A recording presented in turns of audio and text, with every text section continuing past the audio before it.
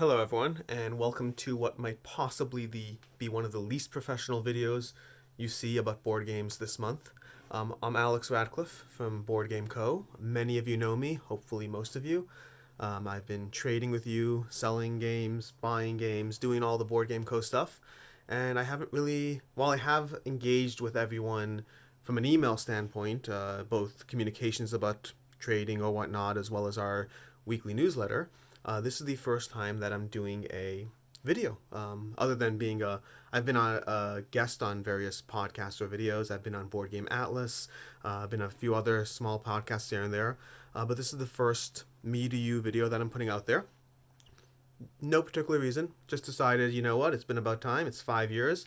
I don't know if this is going to be a once every 6 months kind of thing or once a week kind of thing. Ultimately, time will tell. And additionally, the video and quality of what I put out will potentially improve drastically depending on the frequency. If I do this once every 6 months, I'm not really going to invest much more into this other than my handheld camera holding up with my ums and ahs and pauses and whatnot. If we do it more frequently, then we'll see. Who's to really say how and where this goes? It might be the start of a much longer series, or it might not. Anyways, for this first video, I have no real agenda. I literally figured I'd show you my personal collection for a bit, maybe pick out a game or two and comment a bit on it. Other than that, I didn't really put together a script or what I'm going to talk about, what's happening with Board Game Co., what's going on. Ultimately, this is an experiment that we'll see how and where it goes. So, with that said, to start with, here is my shelf one of my collection. Let's see, anything particularly interesting there? We got Joan of Arc, some Mage Knight. Honestly, this is where I store. I recently, every few months, I completely redo my shelves with whatever decision of how I'm going to organize things. Here's where I put a bunch of my solo stuff. We can see Seventh Continent, Mage Knight, Too Many Bones. Now, some of those are obviously not exclusively solo, but I have been playing them solo, and I just figured I'd put them there. Along this shelf over here, we have all of the Ameritrash and mostly CMON Kickstarters. We have some Gloomhaven, some, what's that called? What's that one? That's Sign Tempora. I'm probably completely butchering that. We have down in the corner, we have Deep Madness and some Arena the Contest. Now, Arena the Contest is an interesting one. Arena the Contest was basically a trade.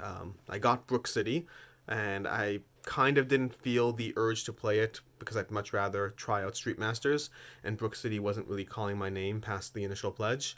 So I tried selling it, didn't really get anywhere, but someone offered me Arena the Contest. I figured I'd make that swap. One game I have no interest for another game I have no interest. Why not? And since getting it, it's really calling to me. I've seen a lot of people. One of the reasons I was not interested is it seems like this giant 8-person free-for-all game that is never going to hit the table with my group, because these days we're lucky if we get 4 or 5 people for a game, let alone 8. But since Arena has hit the shelves, I've seen more and more people not commenting on the free-for-all at all, which I thought was the focus, but rather they're commenting on the co-op and the solo campaign. And that's much more up my alley, because that's something I can pull out with one friend or maybe with my wife or even by myself and just go through it. And so, since finding that out, I've been significantly more interested in getting it to the table. I actually have the rules upstairs or somewhere. I don't know. I actually have the rules out. This is my stack of unread rule books are always shifting around. So I have Arena the Contest, the rule book, sitting right here, prepared to get it, to get a read on it, whatnot, and break it out. Also, here there's another Kickstarter coming for it sometime in 2020, and I'd rather know if I'm interested in it before I commit to that or not. Yeah, so that was definitely a surprise that I was completely off my radar, and now it's very much on my radar. Speaking of games that are off my radar and on my radar, over here, I'm getting a better angle. This shelf over here has most of my Euros and or less Ameritrash games. I tend to show more pictures of the Ameritrash because, let's be frank, they have better pictures with all the components. At the same time, Euros are, as much as I love a game like Zombicide or Cthulhu Death May Die, my top games are games like Food Chain Magnate, Carson City, Terraforming Mars, Brass Birmingham. If you look at my top 10 games or so, it's really a total hybrid of Ameritrash games with minis and heavy, heavy thinky Euros. Coimbra, I love that Coimbra. That's a great one. But yeah, speaking of games not on my radar, and I did do a write-up of this at one point, but this is Rurik. Rurik is another game that was part of a trade that was completely unprompted. Someone wanted a few games. They were trying to think of other ideas of games they could add to get those games. They offered Rurik. I was like, hey, looks cool, why not? And I grabbed it for my own collection. And wow, that absolutely blew me away. Rurik has very quickly joined my top 10. It was in top 5 after one play, and just the more we played it, the more I doubled down on that. But Rurik went from completely off my radar to within my top 10 this year. 2019 was actually a big year change for what's in my top 10 or not. Maybe I'll do one of those lists or whatnot. I mean, the internet is full of them. Why not add one more? Let's see. What else can I grab and talk about? Agizia. Agizia is another game. Just got this past month. Agizia is a game that I had a long time ago. I had the original way back when.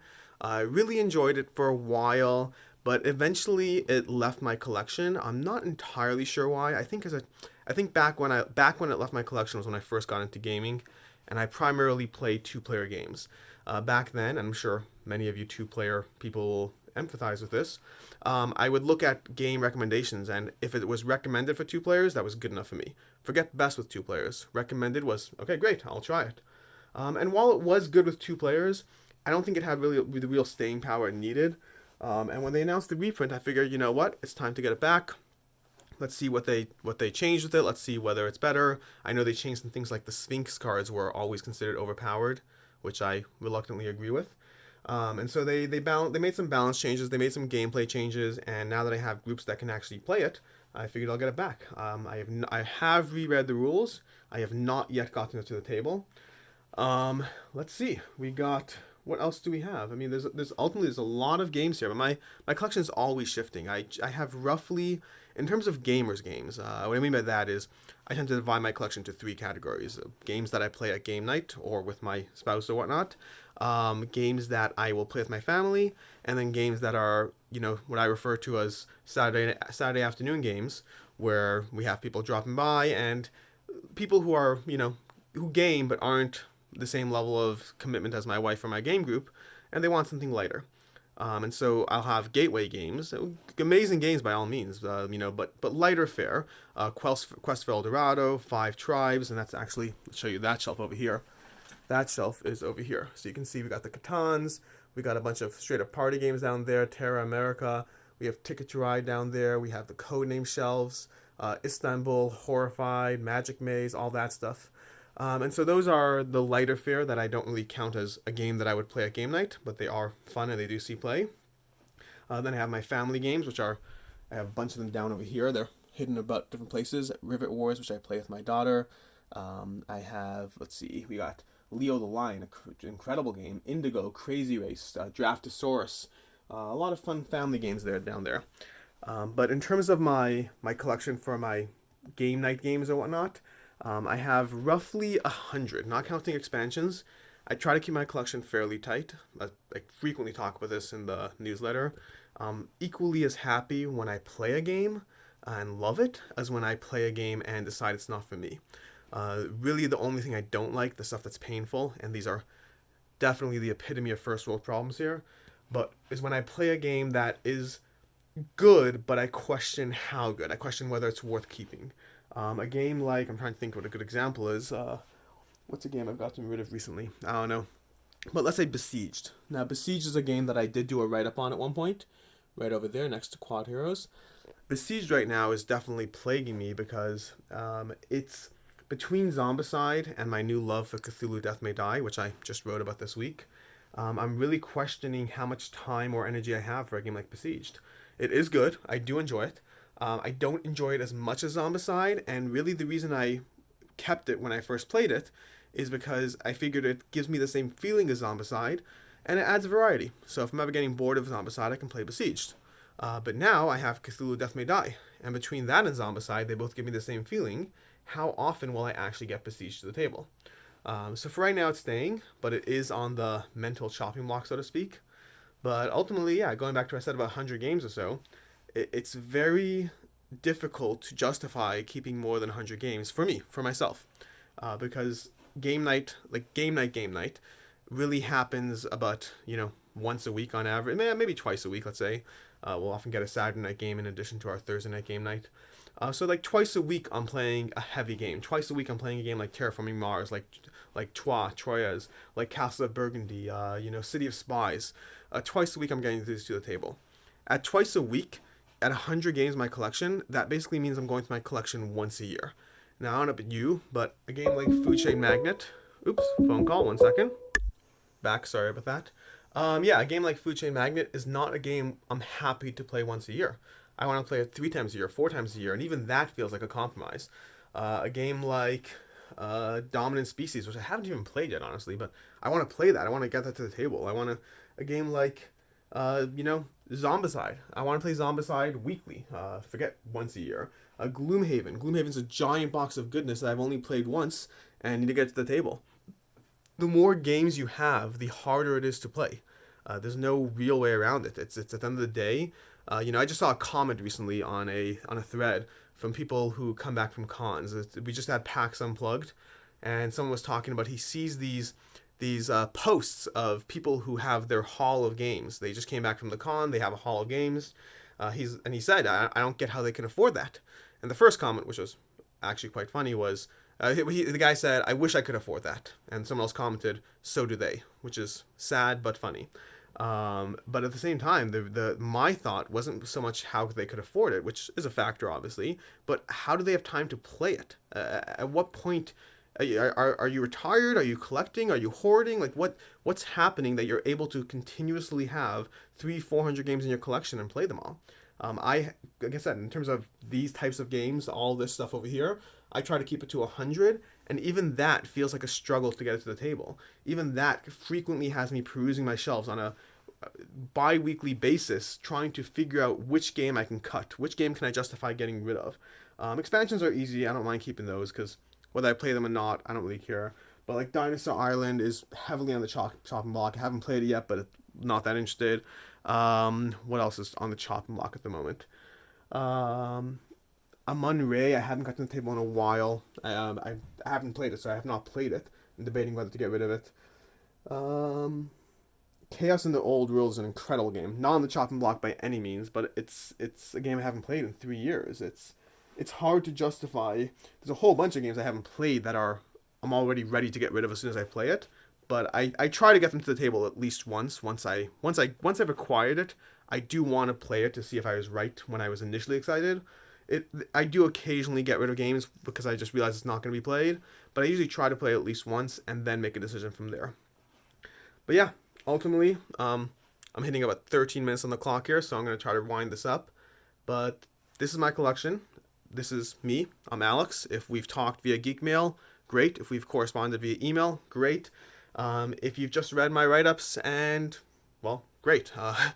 Ultimately, I'm trying to engage more with you guys because I enjoy it. Something that has hopefully come across in my writing, but I've said many times, is I do this as a business because I love the hobby. I love being involved in board games. I love being able to spend more time in board games than just gaming. I get to, part of my job, part of my business is just being involved in the hobby, and it's fun for me. I wish everyone could be as involved in the hobby as they want.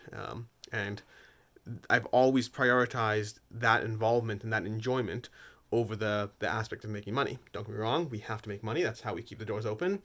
But I mean, I've had 1 or 2 people comment on the fact that I'll occasionally write a negative review of a game and link to it in my store. And yes, I will, because first of all, some of the games I'm writing a negative review about, I can't stop from selling. Quacks of Quedlinburg, I cannot keep in stock, even though my own personal opinion of it was okay. It wasn't worth keeping. It was good. Don't get me wrong. I did enjoy it, but it wasn't worth keeping.